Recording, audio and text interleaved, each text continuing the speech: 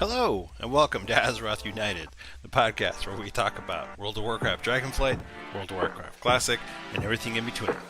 My name is Denethar, and I'm your host.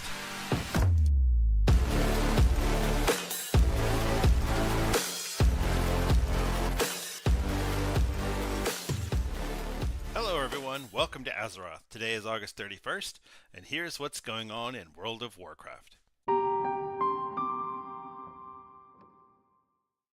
So what did I get up to last week in World of Warcraft? Well, on Dragonflight, my Fury Warrior, I've gotten up to 1400 Mythic Plus rating, which I'm really proud of. I'm doing it all pugs. I've got no guildies to run with, so I'm doing all pugs. And I tell you, getting into a Mythic Plus group as a Fury Warrior is a challenge, especially at my item level, which is I think I'm around 424. But I'm definitely applying to a lot of groups. I can't run my own keys because no one joins, but that's okay. I'm doing my best out there. Last week was a really good week. I did a plus 12 Oldemon. Last week was Fortified Storming, and I don't know what the third affix was because I only did a 12. But it was a really good week. I really enjoyed it, and yeah, I have fun. I'm having so much fun playing in Dragonflight. It's a really good go in and just beat the crap out of things game. So versus Classic, which is it's much slower pace, but we'll get to Classic. So anyway, I did the Aberrus raid. This is the second time I've cleared it since I came back for season two. It's a fun raid. It's really enjoyable. It's really easy. You don't have to think very hard with it. I did. I actually did it with two separate groups. So I did the first five bosses with one group, and then I found a group that needed the last four bosses. So I switched to that group after the first group fell apart, and was able to knock out the raid. So that felt really good to go in there and just really just pug life. It's so easy. So um, I think that's all I have to say about that. In classic hardcore, I died, which is not a surprise. It's hardcore. You're gonna die if you're not careful, and I was not careful. I died at level 7 on my paladin to a murloc in Elwyn Forest. So I was not watching my health, and I was being a very naughty paladin, and I didn't use any of my tricks because I was being an idiot. So I really just wasn't paying attention, and so I started a mage. Mage is now level 18. I'm being much more careful. I'm taking it much more slowly, and I'm really enjoying it. The mage is actually really fun. I'm surprised the mage has so many has so much utility at a low level that you don't even think about when you're just playing normal classic era, because the amplify magic and the dampen magic is fantastic, especially if you're running around by yourself. You put that on, those casters come at you. It's like, psh, come on, please. I've got dampen magic. You can't kill me. But seriously, the mage is a lot of fun. I'm having a blast. Frost and single target really slow. The frost is so I was originally going to go fire, and I looked at the trees and I realized that frost is going to be more useful single target because it slows them down. So with fire, if you can kill them before they get to you, you're good. But if you don't, you are screwed. So that's where I am on classic hardcore. I'm having a blast, and I love it. It's a great game mode, and I'm really happy Blizzard implemented it.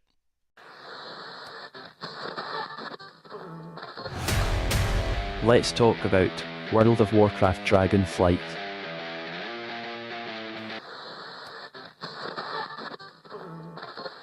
Okay, there's a new cinematic for 10.1.7, and if you haven't seen it yet, I suggest you pause this podcast, go watch it, and then come back. I'll give you a few seconds. Farak versus Viranoth. Holy moly, that was awesome.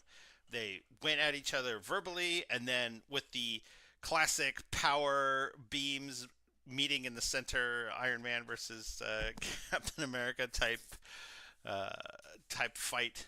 It was so good. But I love both of those characters. Iridikron's kind of like turning out to be the boring character. Like, he's the schemer, he's the mastermind. These two are so interesting, Virnath and Farak. Farak is like the crazy psychopath that is power hungry and will just kill anyone that gets into his path.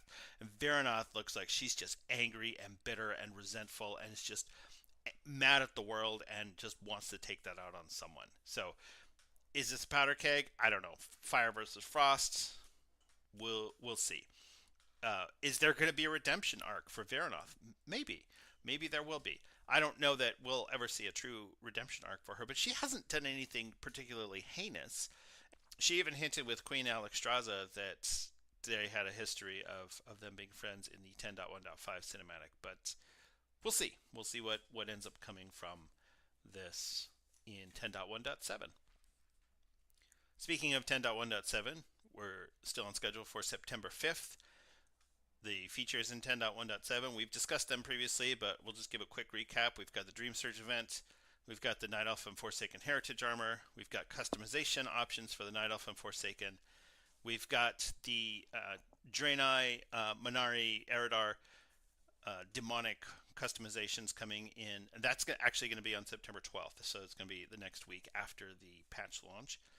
We've got Heroic Dawn of the Infinites, and we've got some old world loot that's coming in to the game. So Blizzard did say that there's going to be some loot that was lost in the Cataclysm that's going to make its way back into the game. We've already seen some of the files unlocked from the Scarlet Monastery in the same way that we saw Scholomance unlocked in 10.1.5. So it'll be interesting to see if that's how Blizzard is reintroducing this gear, or if there's some other method, or if you're just going to start getting these old drops. So it'll be really interesting to see. I'm really excited about that. Patch 10.2, there's a new vendor build, encrypted vendor build on the Blizzard CDN servers. So it looks like we're going to be getting a 10.2 PTR very, very soon. I would assume at this point they're going to wait until after the launch of 10.1.7. And then sometime later that week, or maybe in the beginning of the week after, around the 12th, we'll get a 10.2 PTR. So it'll be very interesting to see what's on there. Emerald Dream, Green Dragonflight, and Farrak trying to get his burny little hands on that World Tree sapling. So it should be a lot of fun. There's a new event that's coming in. It started today. It's called The Secrets of Azeroth, and it is let me just read this here. Players will be tasked with putting on their thinking caps to uncover who is behind a recent string of artifact thefts through a variety of daily clues, with the last clue revealing itself on September 13th. So this is, every day there's going to be a new clue, but those clues will be available after they've launched. So it's going to roll out the clues one by one, but then if you come back to this 2 weeks from now or 3 weeks from now and you go, oh man, I missed it, well, that's okay, you can still do it. But what you will miss is you'll need to keep your eyes peeled for daily secrets and tantalizing new rumors, and even play a little Follow the Leader with some of your favorite community creators to discover some of the secrets of Azeroth has to offer. So that's the key, is the community-based event involving content creators who are going to get in there, and I'm not even sure what they're going to do. I guess we'll find out. I'll probably take a look at this in a couple of days. I'll let people run around like crazy on the first few days, and we'll see what comes of that. Let's talk about World of Warcraft Classic.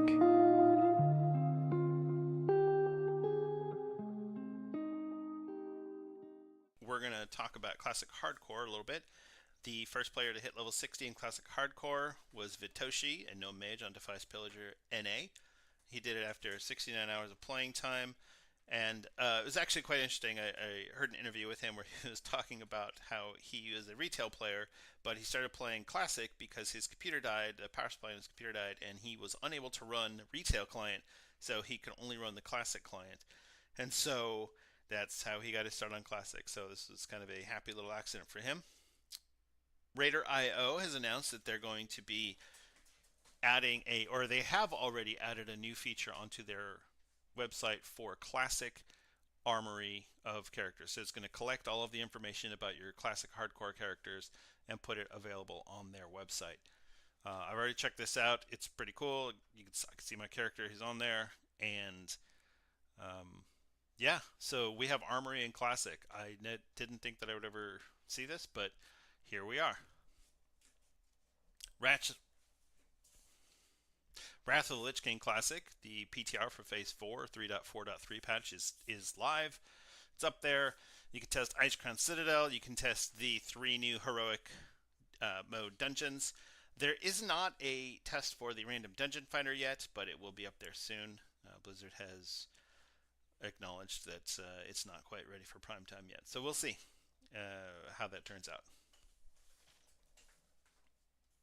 So our discussion for today is going to be about WoW Classic, and in honor of the 4-year anniversary of the release of WoW Classic, let's talk about the future of WoW Classic and what that looks like. And to be perfectly honest with you, I'm really excited about it. I'm hoping that we're going to get some level of Classic Plus in the future, whether that's through a season of mastery or some other means. That would be my ultimate dream. We'll see what happens.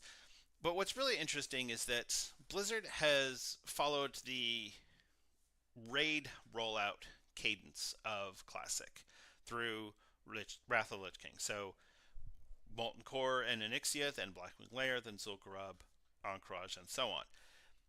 But they haven't followed the same content layout as they did originally. It's almost like when given a second chance, they did it in a smoother, cleaner way. For example, they launched the Burning Crusade Classic with Karazhan, Gruul's Lair, and Magtheridon's Lair. And then in Phase 2, they launched Tempest Keep and Serpent Shrine Cavern, which, if you remember, in the Burning Crusade originally, that all launched in the same day on that all launched on the same that all launched at the same time with release. So, what does that mean? It means that Blizzard is not unwilling to change things up. They're not unwilling to make things work. Even within Classic, where we were operating under the no changes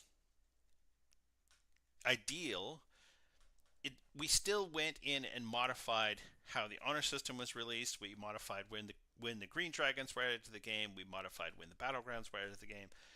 There was a lot of changes that were done in Classic that were for the better, in my opinion. That they made the game more accessible. We didn't have patches that were essentially there just to add in things like weather or a patch just for the honor system. It rode along with Dire Maul and Kazakh and Azurgos. The honor system was there along with those two things. So, or those three things.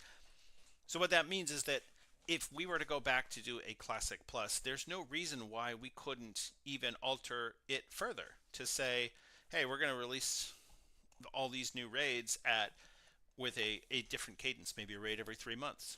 Maybe we do AQ, we release AQ 20 first, and then 3 months later we release AQ 40. If there's any way that Blizzard could mix this up to either add to the life cycle of Classic or to just change it up in different ways.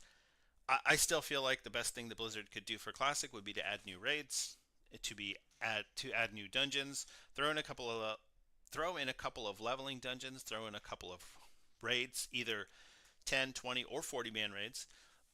We could have another Ubers. UBRS that would be great to have a raid on the scale of Upper Blackrock Spire. That's a quick, easy raid. You get 10 people. You could do that with 8 people in one tank. Honestly, it's not a problem, and it's fun. You go in there. There's some really good loot in there. Put some good loot in the new dungeons and raids, but also put some updated loot in the existing raids, or else people won't want to run them. You have to put something good in Molten Core to make it worthwhile. Because right now, the only reason guilds run it after Blackwing Lair comes out is because they're trying to get bindings. Otherwise, the gear in there is absolute garbage.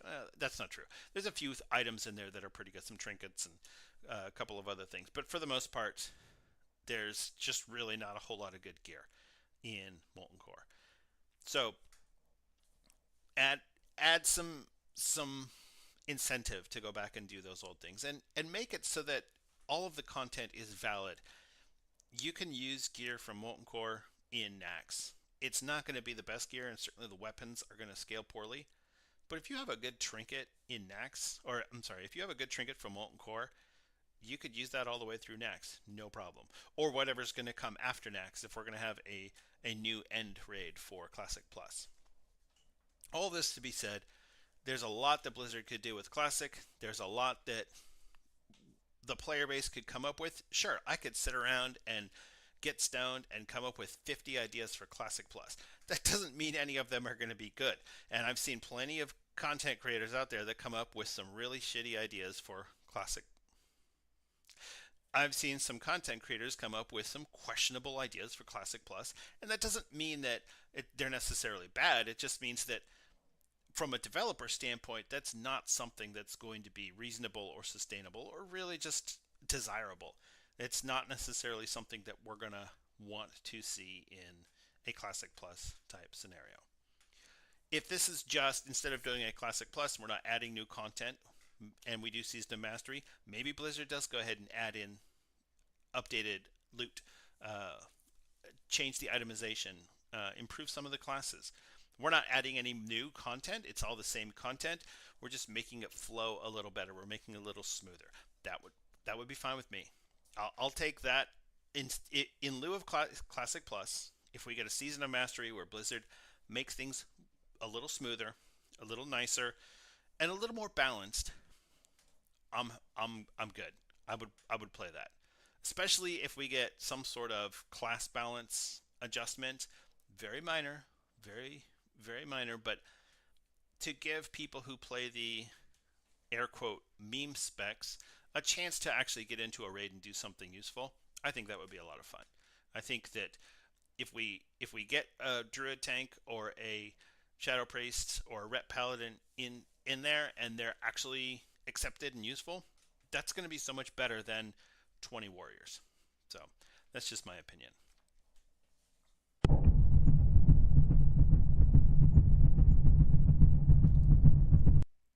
I'd like to take a moment here to, before the end of the show, just thank you for listening to this podcast.